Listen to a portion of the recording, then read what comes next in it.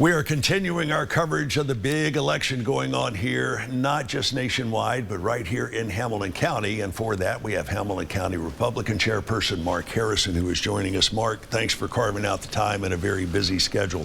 Yeah, good morning. Much like we did with Rachel a few minutes ago, we do have a limited time, so I want to hop right into it. Final few hours, what kind of butterflies do you have on behalf of the Republican Party? I actually don't, Chip. The Republican Party is going to do well today. We've got great candidates, incumbents, and the strongest policies on the ballot today. What is your biggest concern as we head closer and closer to the polls opening up? I actually don't have any concerns regarding the polls. It's the day after. Folks will be upset one way or the other, but I have confidence that we'll push forward. This is going to be a great day for our republic. The coming days will be also great in so many ways. We have been discussing battleground states, and yes. You know which ones they are by now. New Jersey, both Republicans and Democrats have voted about half as much in the early voting as they did back in 2020. Yeah. Why do you think that is, and what kind of surprise do you think that could hold today? Well, it'll be a surprise because nobody knows what will happen, right? Mm-hmm. But the idea that folks are anxious to return to a better version of America, that's what that means to me. It's not just those two states. All across the U.S., we are up to 84 million folks that have early voted, and consistently every state has got 50% more than those votes than those who voted in 2020.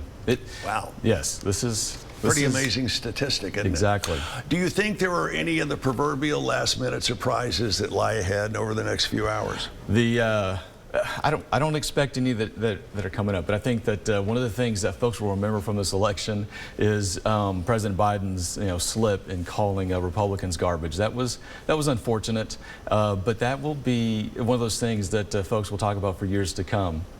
The amount of incidental profanity we have heard from both Republicans and Democrats this election cycle has been more than I've heard in years. Yep.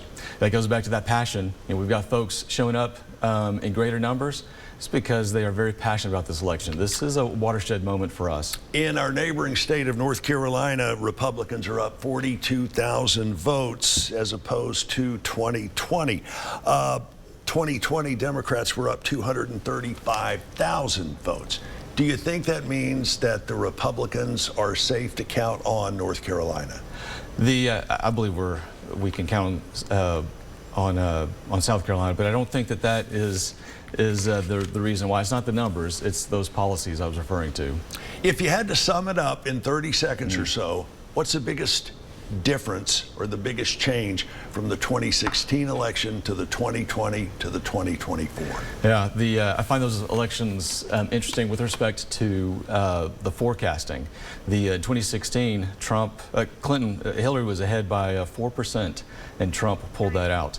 In 2020, Biden was ahead by 7%, and the race was still much closer than that prediction would have indicated. Just like today's election indicates that Trump and Harris are neck and neck, Trump's going to pull it out. This is going to be a big win. Polls can be very misleading. You can commission a poll to come up with any outcome you want if you've got the money, and obviously both candidates have deep pockets. Yes. We'll see how accurate these polls are. Same question I ended things up with Rachel a few moments ago. If you could have 5 minutes with Donald Trump, what would you have told him about how the campaign has been conducted? That moment in Butler, Pennsylvania, where he stood up and raised his fist and told us to fight, that was not planned. That was from the heart. That was amazing. That's the type of thing that no one could have advised him on, other than to just simply speak from the heart from beginning to end, just like he did in that moment when he told us to fight. Conversely, what would you have told Kamala Harris? That is a tough one. I think there are a couple of moments whenever she spoke from the heart, but most of what she's said has been planned and calculated. If most of us spoke honestly and connected one-on-one, we'd all be in a much better place. And America needs to certainly be a lot more together. This divided House thing cannot stand. It was said by Abraham Lincoln for a good reason. Yeah. Mark Harrison, thanks so much. We appreciate you coming down, and thank you, Chip. Good luck at some rest over the next 24 to 36 hours. Stick around. We're back with more of News 12 this morning after this.